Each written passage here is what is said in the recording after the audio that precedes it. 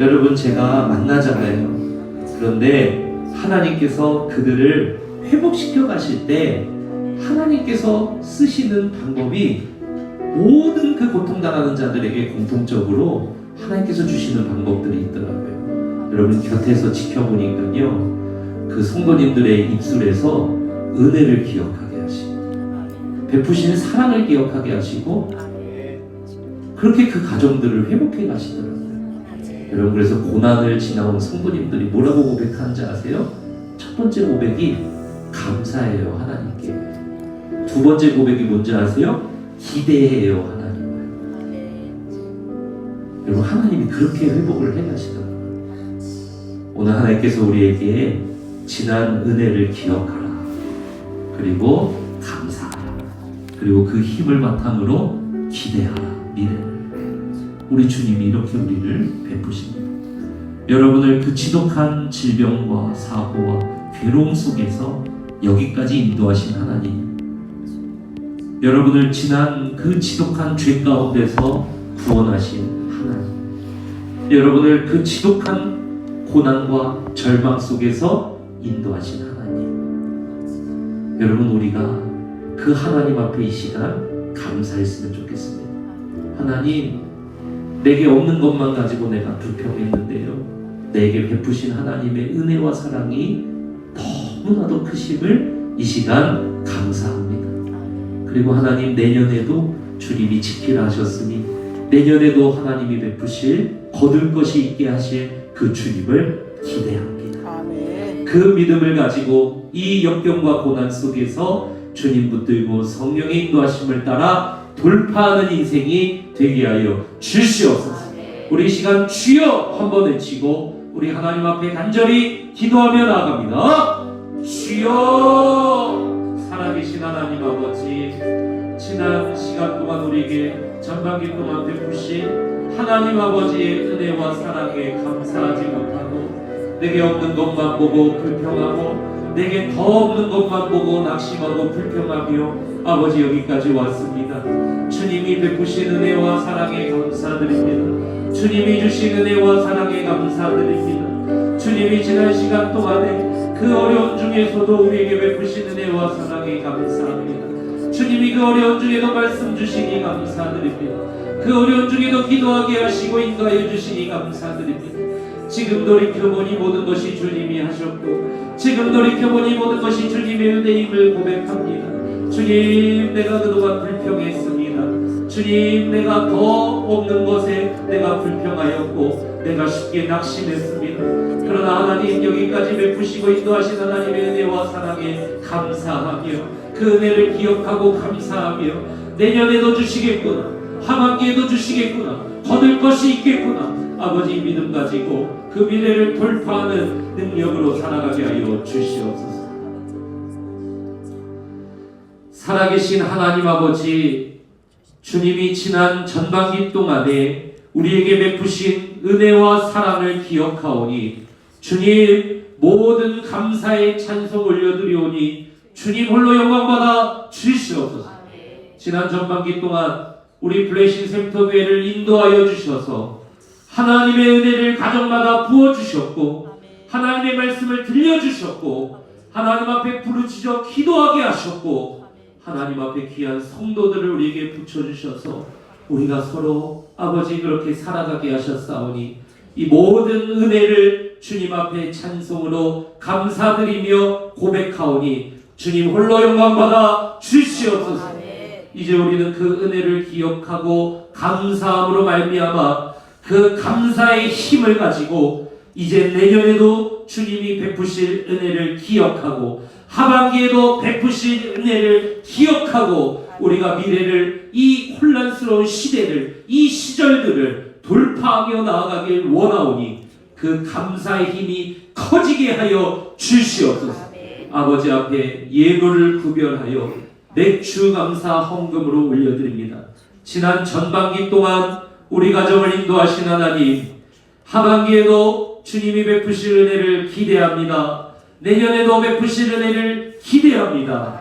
날마다 거둘 것이 있는 인생을 아버지 맛보아 알게 하여 주시옵소서. 아버지 앞에 감사로, 선교로, 요셉의 창고로, 지정으로, 아버지 건축으로 올려드리오니 기도 제목마다 받으시고 하나님의 응답으로 허락하여 주시옵소서. 10의 1조 드려 주님이 나의 왕 나의 주인이라는 고백을 올려드리오니 그 고백대로 주님 응답하여 주시옵소서. 하나님, 이 맥주 감사절 주님이 베푸신 은혜와 사랑을 기억하는 오늘 하루로 온전히 보내게 하여 주셔서 내일부터 미래를 돌파해 나가는 그러한 인생으로 새로워지게 하여 주시옵소서. 지금은 우리 주 예수 그리스도의 은혜와 하나님 아버지의 사랑과 성령의 인도하심, 사랑하는 레셈토교의 성도들 머리입니다. 지금으로부터 영원토록 함께 하시기를 간절히 축원하옵나이다. 아멘. 23장 14절에서 17절의 말씀입니다. 출애굽기 23장 14절에서 17절의 말씀입니다. 다 찾으셨으면 다 같이 합독하시겠습니다. 시작. 너는 매년 4번 내게 절기를 지킬지니라. 너는 무교병의 절기를 지키라. 내가 내게 명령한 대로 아비벌에 정한 때 이래 동안 무교병을 먹을지니 이는 그 달에 내가 애굽에서 나왔습니다. 빈손으로 내 앞에 나오지 말라. 맥주절을 지키라. 이는 내가 수고하여 밭에 뿌린 것의 첫 열매를 거두니라. 수정절을 지키라. 이는 내가 수고하여 이룬 것을 연말에 밭에서부터 더 저장합니다. 내 모든 남자는 매년 3번씩 주 여호와께 보일지어다. 아멘. 오늘 설교 제목을 다 같이 읽으시겠습니다. 시작. 감사력 내일을 돌파하는 힘. 이 말씀의 제목으로 담임 목사님께서 말씀 선포하실 때 큰 은혜 받으시길 축복합니다. 저와 앞뒤에 계신 성도님들과 인사하겠습니다. 사랑하고 축복합니다. 사랑하고 축복합니다.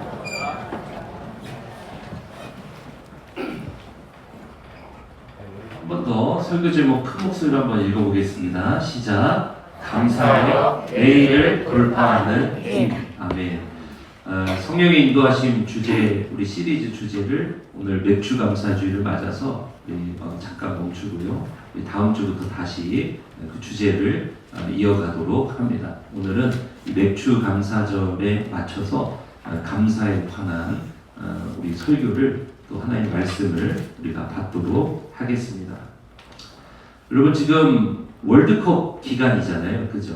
우리나라에게는 월드컵이 지금 상처고 굉장히 분노고, 그죠? 그래서 축구를 좋아하시는 아마 남성분들은 기분이 좀 우울하실 수도 있고, 우리 여성분들은 월드컵이야? 이런 분들도 아마 계실 수도 있고요. 네, 다양한 아마 그런 반응들이 있으실 텐데요.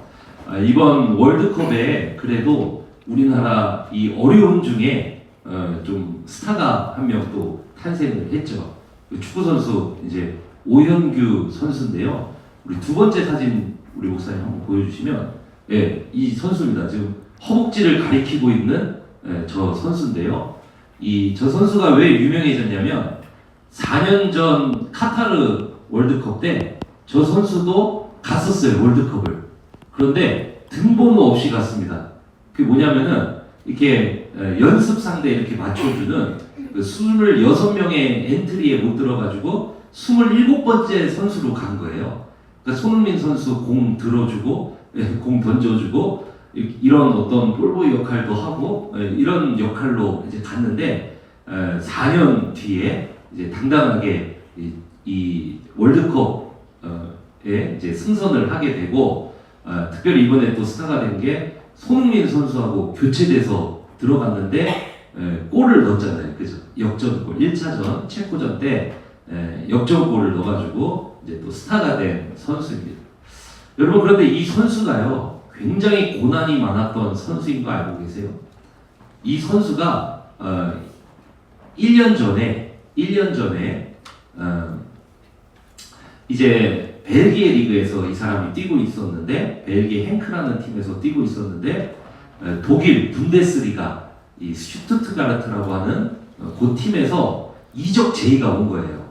그러면은 여러분 한번 생각해 보세요. 독일 리그는 뭐 영국을 가기 전에 아주 중요한 관문의 역할을 하거든요. 그렇기 때문에 축구 선수들이 현재 제일 가고 싶은 리그가 영국 리그예요. 영국 리그. 그러면은 그 영국 리그로 바로 가는 선수가 있으면은 진짜 잘하는 선수예요. 그런데 여러분 잘 아시다시피 우리나라 박지성 선수도 네덜란드 아인토벤이라는 팀에 갔다가 맨체스터 유나이티드 영국으로 갔고, 여러분 잘 아시는 손흥민 선수도 이제 분데스리가 그 독일에 있는 리그에 이제 뛰다가 거기에서 이제 토트넘 이 영국 리그로 갔다 지금 미국에서 뛰고 있죠. 이런 식으로 가거든요. 그러니까 옛날에는 이 분데스리그가 세계 최고의 리그였던 적도 있지만 차범근 선수 이런 분들 뛰실 때는 최고의 리그였던 적도 있지만 지금은 이제 그 명성이 다 영국 리그로 뺏겼고 이 독일 리그는 그럼에도 불구하고 세계 이제 3대 리그에 들어갈 정도로 유럽에서는 굉장히 큰 시장이고 아주 중요한 리그라는 거예요.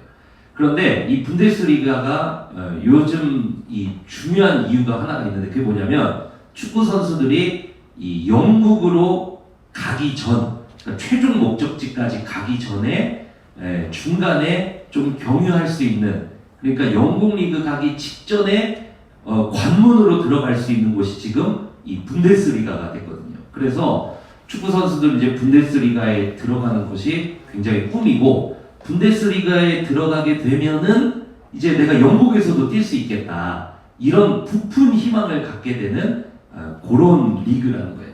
그런데 벨기에 리그에서 뛰고 있던 이 오현규 선수에게 오퍼가 들어온 거예요. 분데스리가 슈투트가르트라고 하는 팀에서 영입을 하고 싶다. 그래서 이제 너무 기뻐가지고 이걸 막 절차를 밟고 있는데 이게 이적이 무산이 됐어요. 왜 그러냐면은 이 선수가 오현규 선수가 어렸을 때 무릎 전방 이 십자인대가 끊어진 경험이 있거든요. 근데 여러분 잘 아시다시피 운동선수에게 십자인대 끊어지면은 거의 운동선수로서는 사형선고나 마찬가지잖아요. 왜냐면은 십자인대는 여러분 무릎이 막 이렇게 돌아가고 막 꺾이고 하는 요런 기능을 하는 건데 이게 뚝 끊어져 버리면은 무릎이 어떻게 될까요? 이렇게 접혀버립니다. 이렇게 접혀버린단 말이에요. 그래서 이 운동 회전을 많이 하는, 방향을 많이 이렇게 돌아서야 되는 이 축구 선수들에게 이 십자인대가 가지고 있는 역할이 굉장히 중요하거든요. 그래서 선수들은 십자인대가 끊어지면은 운동 능력을 상실하기도 하고 이 문제로 은퇴를 하기도 합니다. 그런데 이 오영규 선수가 한창 성장기 때 이 십자인대가 끊어져 버린 거예요. 저도 이 십자인대가 끊어진 경험이 있거든요. 비록 오영규 선수는 축구하다가 이 격렬한 축구를 하시다가 그랬고, 저는 교회에서 청년들이랑 축구하다가 이제 그때 남녀 섞어서 저희가 축구를 했는데 그 여자 청년이 뒤에서 쫓아오길래 그거 제쳐보겠다고 몸을 틀었는데 십자인대가 끊어져 버리는, 아주 뭐 저는 그 비운의 스트라이커로 제가 남게 됐죠 이제. 그래가지고 이제 막 그런 일이 있었는데, 여러분 십자인대 한번 끊어져 보니까요 세상 불편하더만요. 이게 뭐냐면은 뛰는 게 무서워요. 왜냐면 이게 무릎이 십자인대 끊어지고 한동안에는 이 무릎이 이게 계속 덜그럭덜그럭 이렇게 돌아가는 게 이게 다 고정이 안 되고 이게 막 돌아가는 게 이렇게 느껴지고, 줄넘기 같은 거 아이들하고 이렇게 집에서나 뭐 밖에서 이렇게 가르쳐 준다고 해봐도 땅을 착지할 때 이 무릎이 좀 불안해요, 이게 느낌이. 제가 그래서 그때 계단 오르는 것도 힘들고 내려오는 것도 힘들고, 제가 그래서 이 임마누엘 어르신들 다 무릎 아프셔가지고 막 일어나는 게 고난이고 저 목양실 계단 오르는 게 고난이고 내가 그 심정을 알겠더라고요. 그래서 아무튼 이게 그 정도로. 근데 이 선수가 중학생 때 십자인대가 끊어져서 몇 개월을 쉬었냐면은 9개월을 쉬었어요. 9개월. 그럼 여러분 중학교 한창 성장기 때 선수가 십자인대가 끊어져서 9개월을 쉬면은 사실 그 선수 생명 거의 끝난 거나 마찬가지죠. 근데 더 심각했던 건 뭐냐면 그 전에 중학생 때 고등학교 1학년 때 십자인대가 끊어지고 중학생 때는 여기 상완골 있죠. 상완골. 이 상완골이 또 부러져가지고 6개월을 또 쉬었던 거예요. 그랬던 이 오형규 선수가 대한민국 국가대표가 될 수 있었던 배경에는 누가 있었냐면은 그 오형규 선수를 포기하지 않는 아버지가 거기 뒤에 딱 서 있었던 거예요. 그래서 이번에 이 오형규 선수보다 더 유명해지신 분이 계세요. 이 선수의 아버지입니다. 왜 유명해지셨냐면 이 사진 때문에 그래요. 첫 번째 사진 한번 띄워보세요. 자, 여기 보이세요? 뭐라고 써있죠? 휴무합니다 이렇게 써있죠. 뭐냐면 오형규 선수 아버지가 저도 여기 한번 가보려고 그러는데 남양주에 오서방 추어탕이라고 나중에 혹시 윤우가 축구한다 그러면 전 왕서방 추어탕이라고 한번 해보려고. 오서방 추어탕이라고 저거를 이제 하고 계신데 월드컵 기간에 자기 아들 사진 다 박아놓고 저기 응원하러 갑니다. 그러니까 사람들이 뭐야 오형규 아버지였어 이러면서 막 이 인터넷에 이걸 퍼나르고 막 이러면서 굉장히 유명해졌거든요.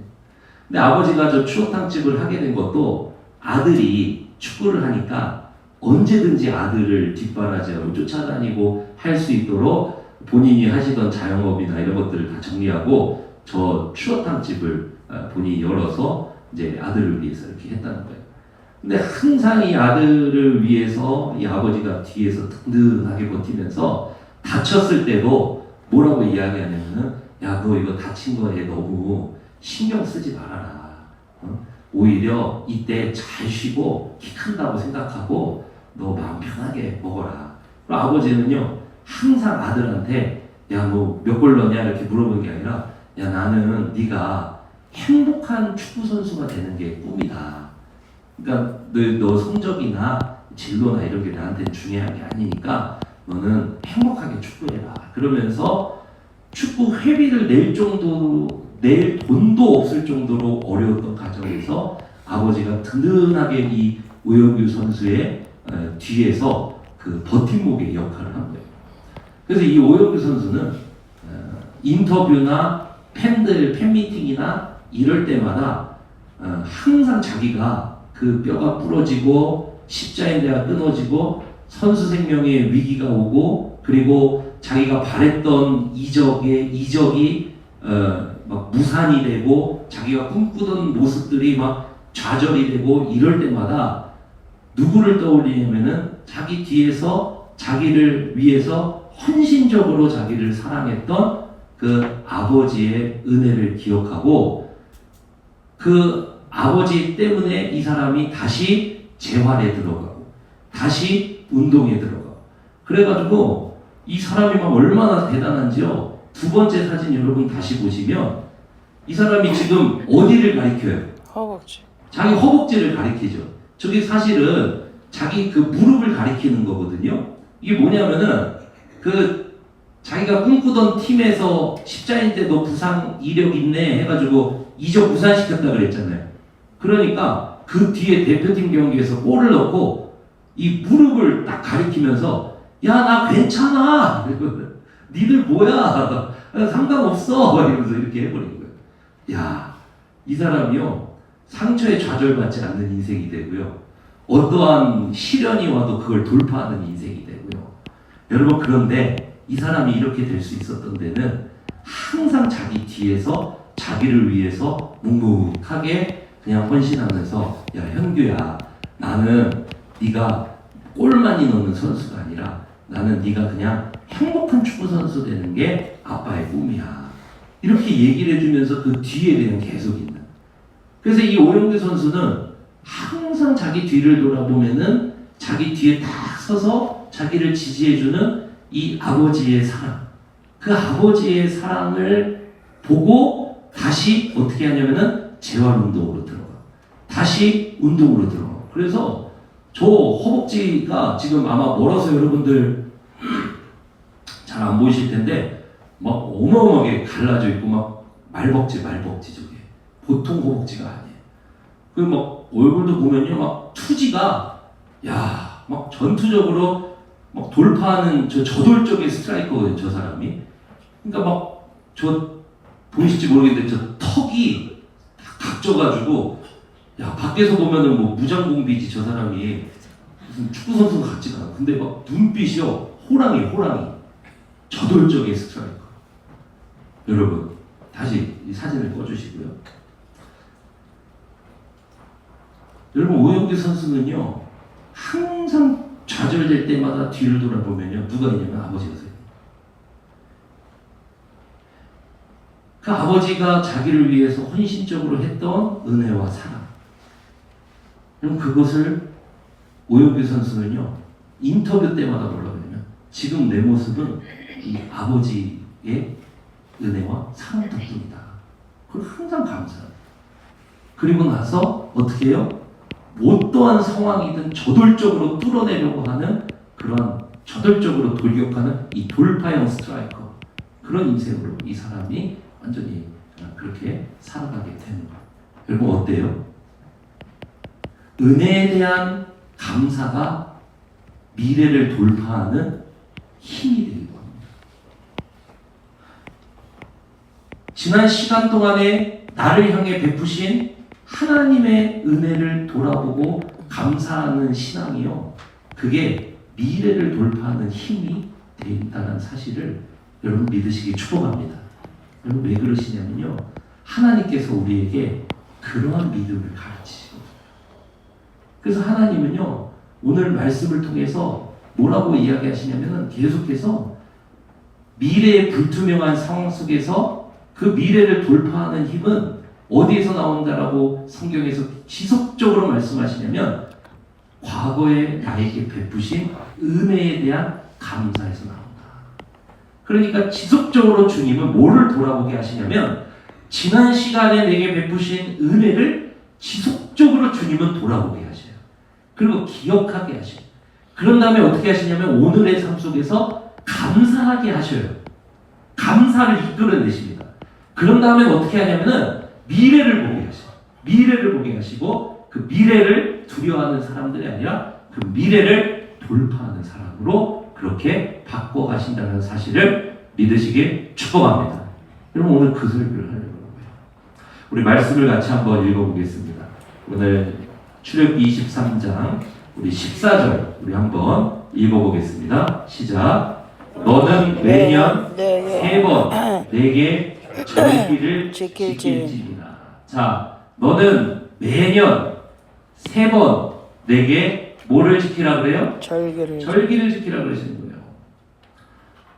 여러분 이스라엘의 대표적인 세 절기가 있잖아요. 첫 번째는 6월절이 있고 두 번째는 77절이 있고 세 번째는 초막절이 있습니다. 이 세 번의 절기를 하나님께서 이 출애굽한 성도들에게 어떻게 가르치시냐면은 이 세 번의 절기를 매년 지켜라 이렇게 얘기하십니다. 여러분 6월절은 뭐를 이야기하는 거죠? 출애굽을 이야기하잖아요. 출애굽. 자신들을 죄의 노예 생활로부터 해방시키신 그 하나님의 은혜를 기억하게 하신 게 그게 6월절이에요. 그리고 우리와는 달리 6월절 때 이 이스라엘 백성들은 나중에 가나안 땅에서 뭐를 거두냐면 보리를 이때 수확을 합니다. 그러니까 6월절 그 하나님의 은혜에 대해서 감사하게 하시고 이 그때부터 이 7주가 지나면은 우리가 알고 있는 오순절 그 77절 그게 성경에 나오는 매추절 이게 수확의 절기거든요. 이건 뭐냐면은 첫 수확에 대해서 감사하는 절기. 그리고 신의 산에서 뭐 율법을 주신 뭐 그런 것을 기념하기도 하고요. 그런 것들을 기억하게 하시고. 그 다음에 마지막 초막절. 이거는 초막이잖아요. 초막. 그 뭐냐면은 광야 생활 가운데 이 초막을 치고 살았지만 집이 없는 자들이었지만 떠돌이었지만 그럼에도 불구하고 광야에서 먹이시고 기르시고 인도하신 그 하나님에 대해서 감사하는 절기가 그게 초막절. 그런데 이 초막절 때는 나중에 농경으로 들어가게 되면 이 사람들이 절기상 초막절 때는 수장절이라 그래서 이제 그 곡식 한 해의 곡식을 이제 다 추수하는 그러한 절기가 어디에 들어가냐면 이 수장절 때도. 오늘날의 추수감사절이 여기에 이제 해당이 되는 거고, 오늘날의 맥추감사주일이 바로 7.7절 그 앞에 있는, 그래서 첫 수확의 절기 이렇게 이제 이루어지는 거죠. 근데 이제 목회 칼럼에도 써놨지만 성경에는 이제 맥추절이라고 번역이 되어 있지만 실상은 이게 미래 추수. 그래서 보리는 이스라엘이 이 6월절 때 거두고 미래 추수를 요 7.7절 요때 요 맥추절이라고. 근데 왜 맥추절이라고 번역을 했냐면은 이건 이제 성경을 번역할 때 우리나라 상황에 맞게 이제 보릿고개를 지나서 이제 7월 첫 주면은 첫 보리를 이제 걷어들이면서 이제 하나님 앞에 첫 수확을 감사드렸던 그 성경에 나오는 7.7절 요거하고 이제 맞춰서 이제 그렇게 이제 들어가는 거죠. 어쨌든 의미가 똑같으니까 뭐 어떤 곡식을 걷어들이든 의미를 우리가 생각하면은 되는 것입니다. 자, 어쨌든 중요한 건 뭐냐면은 하나님께서 3번, 1년에 3번 이 절기를 내게서 반드시 지키라고 이렇게 명령을 하시는 거예요.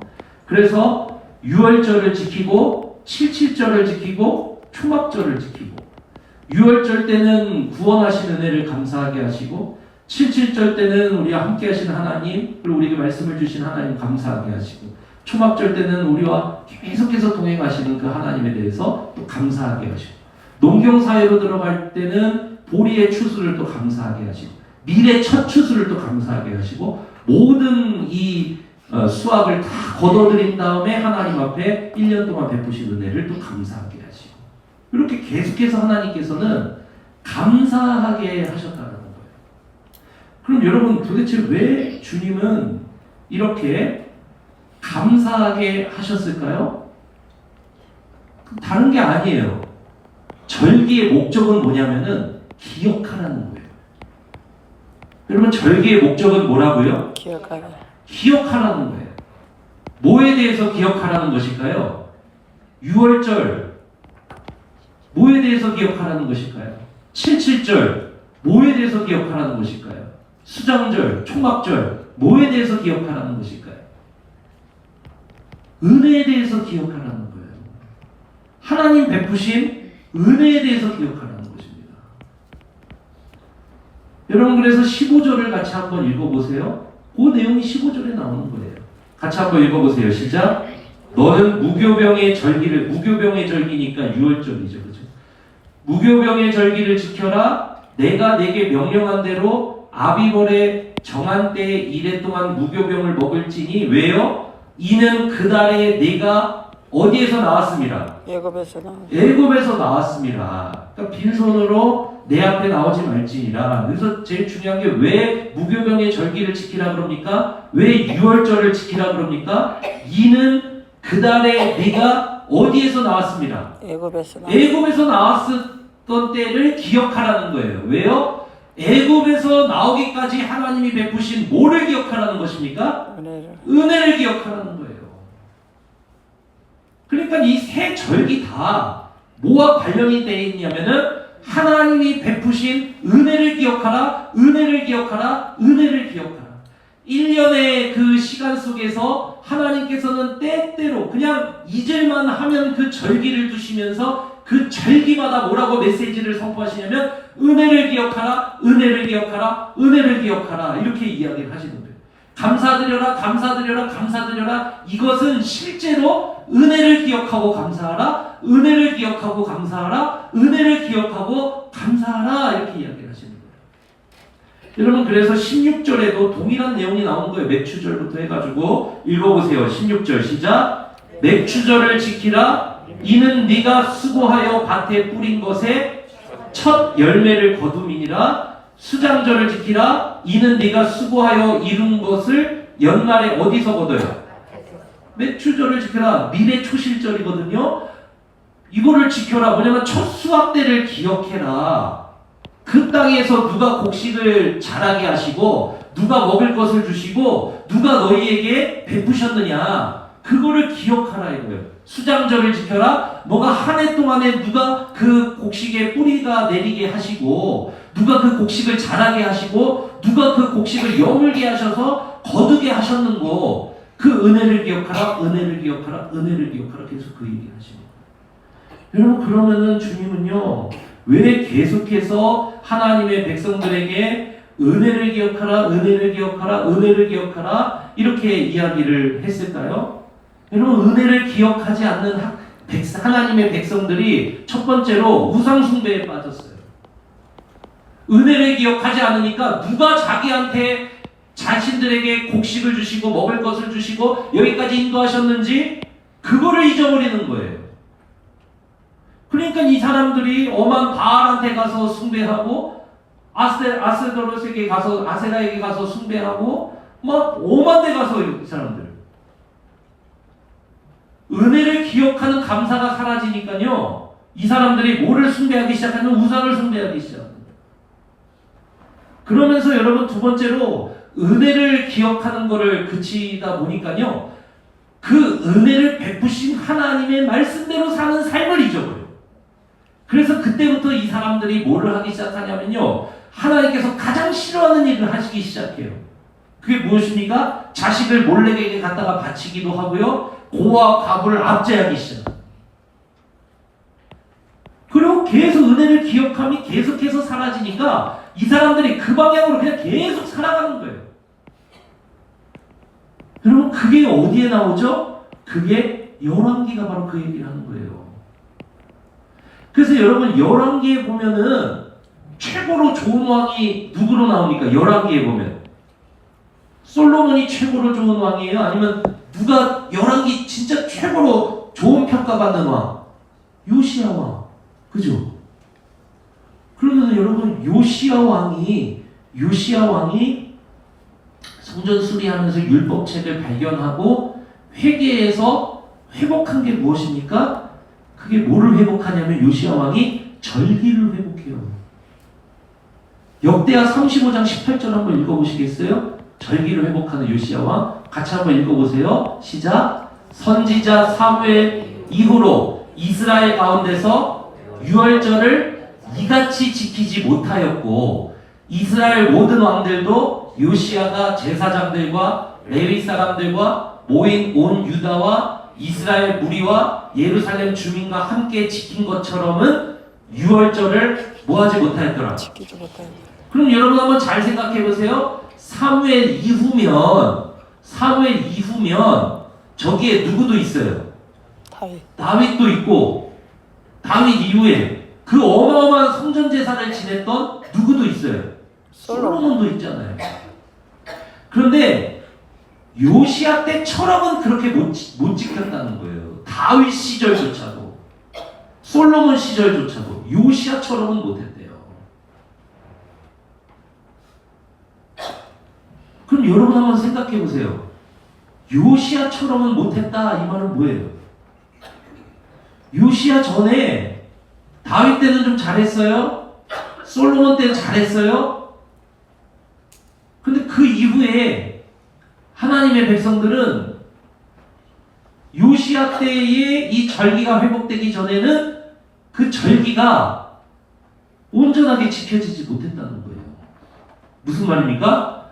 은혜에 대한 기억이 그들의 삶 속에 없었다는 거예요. 은혜에 대한 기억, 그 감사가 그들의 삶 속에서 사라졌을 때 그들이 가지고 들어온 게 뭐냐? 우상숭배.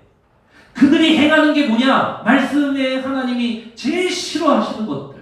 몰렉제사, 고아 과부에 대한 압제, 이웃사랑, 하나님 사랑하지도 않고 우상숭배, 하나님 사랑하지도 않고 하나님 의지하지도 않고 몰렉제사, 가정을 사랑하지도 않고 고아 과부 압제, 이웃 사랑하지도 않고, 절기, 은혜에 대한 감사가 사라지니까 이스라엘 백성들의 삶이 아주 이상해지더라는 거예요.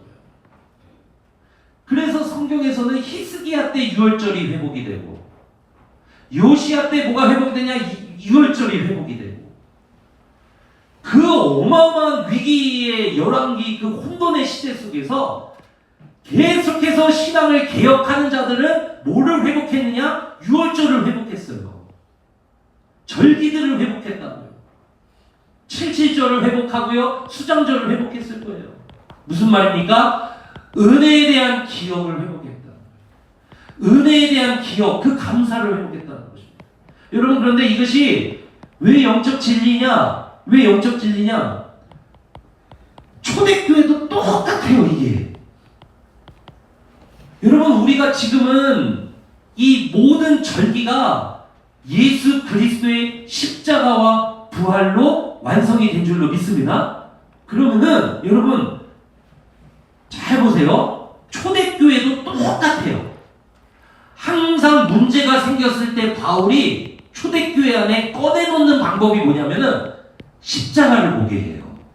나중에 여러분 집에 가셔서 성경을 한번 펴서 바울이 쓴 편지들을 보시면 고린도전서에서도 앞에 십자가를 얘기해요. 로마서에서도 앞에 십자가를 얘기해요. 에베소서에서도 앞에 십자가를 얘기해요. 빌립보서에서도 앞에 십자가를 얘기해요. 빌립보 교회도 막 나뉘어가지고 싸우고 막 난장판이 됐을 때 둘이 마음을 함께 해라, 하나 되라 그러면서 그는 근본 하나님의 본체가 있지만 자기를 동등됨을 취하지 않고 종의 모습으로 이 땅에 오셔서 십자가에 죽기까지 순종 빌립보 교회예요.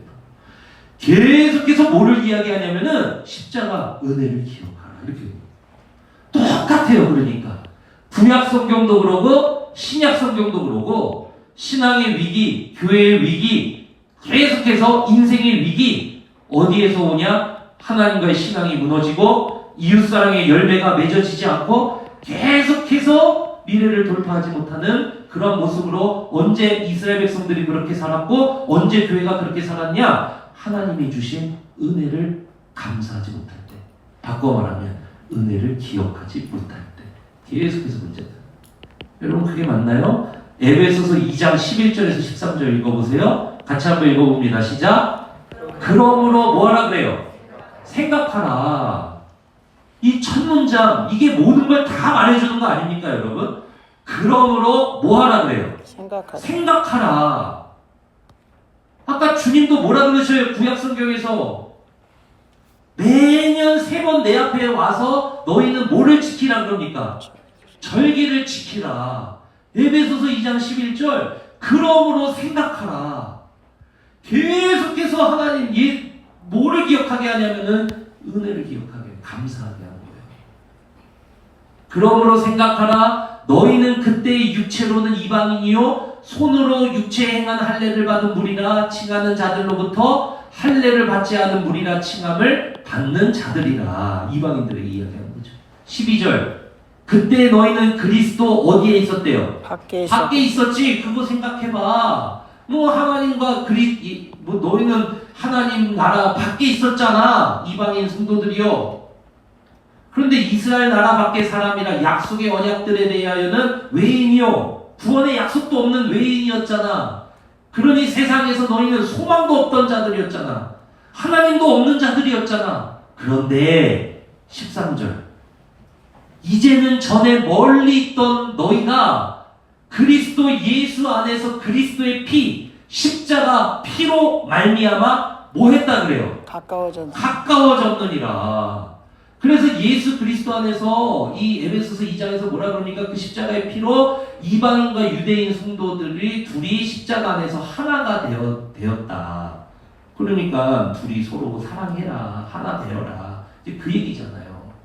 계속해서 여러분 구약 시대 때도 마찬가지고 신약 시대 때도 마찬가지고 이스라엘에게도 마찬가지고 초대교회에도 마찬가지고 계속해서 하나님께서는 문제가 생길 때, 교회 문제가 생길 때, 또 지체들에게 문제가 생길 때, 또 성도의 삶에 문제가 생길 때 하나님에 대한 신앙이 이상해지고 세상 속에서 열매가 없고 세상 속에서 뭐 그런 것들이 없고 막 계속해서 이상해질 때 구약시대 때도 절기를 회복하게 하시고 그 다음에 뭡니까?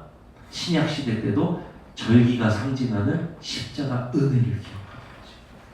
여러분 이 영적 진리를 깨달으시기를 주님의 이름으로 축복합니다.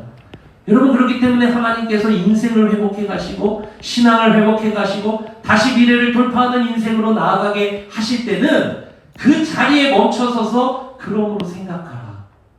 돌아보게 하신다는 거예요. 내게 베푸신 하나님의 은혜와 사랑을 돌아보게 하시고 그 다음에 감사하게 하시고 그 다음에 그 감사를 바탕으로 내게 이 은혜를 베푸신 하나님이 앞으로도 뭐 하시리라? 앞으로도 뭐 하시리라? 은혜를 주시라. 지난 시간 은혜를 베푸신 하나님이 앞으로도 뭐 하시리라? 은혜를 주시라. 은혜를 베푸시리라. 나아가게 하시 돌파하게 하신다는 거예요. 그럼 그거 어떻게 할 수 있죠? 여러분 한번 보십시오. 다시 16절을 읽어보세요. 오늘 본문 16절 시작. 맥추절을 지키라. 이는 네가 수고하여 밭에 뿌린 것에 무슨 열매? 첫 열매를 첫 열매를 거두었음이니라. 이 사람들은 미를 처음으로 추수한다고 했잖아요. 우리는 보리를 추수하니까 맥추절인 거예요. 우리는. 그럼 여러분 초대교회 성도들 한번 한국의 초대교회 성도들 한번 생각해 보세요. 그 엄청난 보릿고개를 지나면서 여러분 경남의 토속적인 음식 중에 칡뿌리 요리가 있는 거 아세요? 향토 음식 중에 칡뿌리 음식이 있어요. 칡뿌리. 무슨 말이냐면 아주 오래전부터 한국 사회에서는 칡뿌리를 먹는 이 뭡니까? 음식을 개발하고 보존해야 될 정도로 먹을 게 없었다. 우리나라도 쌀을 이렇게 자급하고 막 이게 개량돼서 그 나오기 전까지는 박정희 대통령 때 그 나오기 전까지는 밥 분식하시고 막 그랬잖아요, 어르신들. 그 얼마 안 됐거든요, 그게. 그럼 여러분 한번 한국교회 초대교회 성도들 한번 생각해보세요. 보릿고개 때 먹을 게 없어서 나무 뿌리를 긁어먹고 칡뿌리를 연구해서 막 드시고 그랬단 말이에요.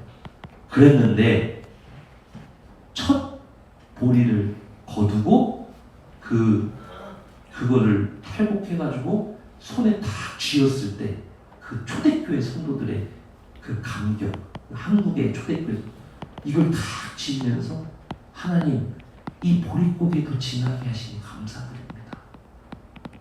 그러면서 하나님 앞에 하나님 이 보릿고개도 지나게 하신 하나님이 남은 뒤에 시간들도 인도하실 줄 믿습니다.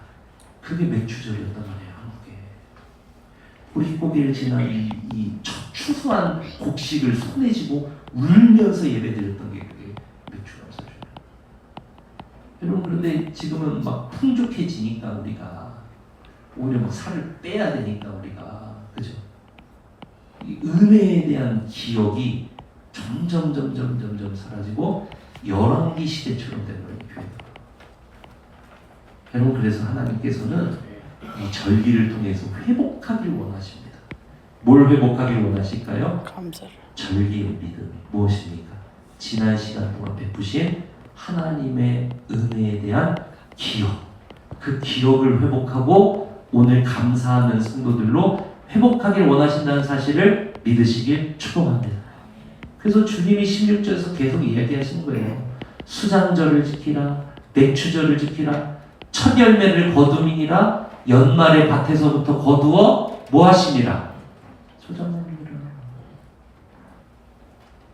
여러분 그러면은 과거를 돌아보고 지난 시간을 돌아보고 지난 6개월을 돌아보고 지난 인생을 돌아보고 하나님이 여기까지 인도하신 그 하나님에 대한 기억이 회복되고 감사가 회복된 사람들은 앞으로 이 감사를 바탕으로 이 감사의 힘, 이 감사력을 바탕으로 어디를 뚫고 나가냐? 미래를 뚫고 나갑니다. 여러분 왜 그런지 아세요? 17절 때문에 그래요. 17절 한번 읽어보세요. 같이 한번 읽어봅니다. 시작. 이 모든 남자는 매년 3번씩 주 여호와께 보일지니라. 이렇게 당시 이제 가부장적인 사회니까 남자들이 대표적으로 이제 해서 온 가정을 이야기하는 거죠. 근데 여러분 잘 보세요. 17절. 이 모든 남자는 매년 3번씩 절기 때마다 누구에게 보일지니라. 주여. 여호와 앞에 나와서 감사할지니라. 매년 절기를 지켜야 돼. 그 말은 뭐예요? 매년 거둘 것이 있겠다라는 거 아니에요. 매년 거둘 것이 있겠다라는 거예요. 매년 6월절 때는 보리를 거둘 것이고, 매년 77절 때는 밀을 거둘 것이고, 매년 수장절 때는 너희가 온 곡식을 거둬들일 것이다. 매년 그걸 감사하게 하시고 은혜를 기억하게 하시고, 그리고 매년 그걸 하래요.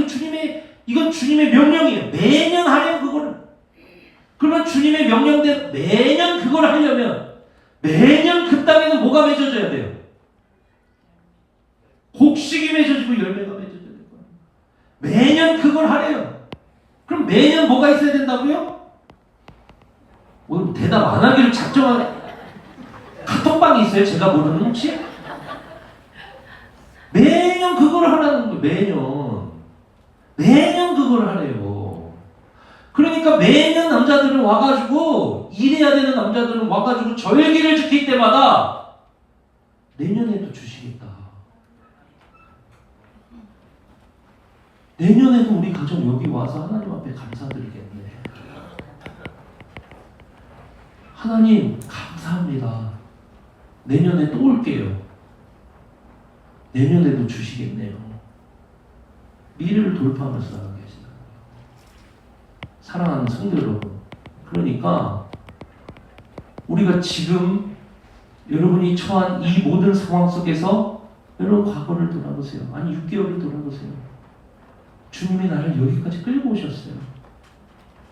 이 못난 나를 붙들고, 못난 우리를 붙들고 주님이 지난 시간들 동안 여기까지 끌고 오셨어요. 주님. 그리고 감사하게 하세요. 주님이 여기까지 나를 인도하셨네. 그런 다음에 매년 주님, 내년에도 우리 가정에 주님이 거둘 것 주시겠네요. 그 은혜 베푸신 주님이 매년 지키라 하셨으니 내년에도 우리 가정에 거둘 것이 있겠네요. 사랑하는 성도 여러분, 그래서 우리 안에 은혜를 기억하라. 그리고 감사하라.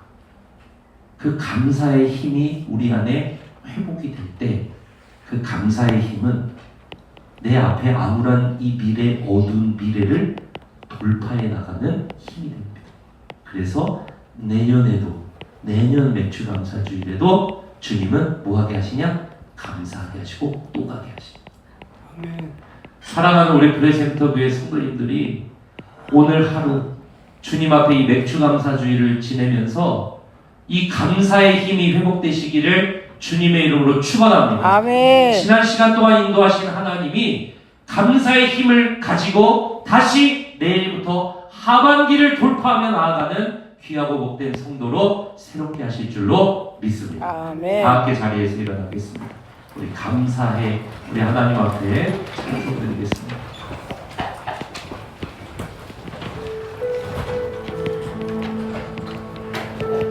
우리 주님 앞에 이 고백 올려드리겠습니다. 감사해 시험이 닥쳐올 때에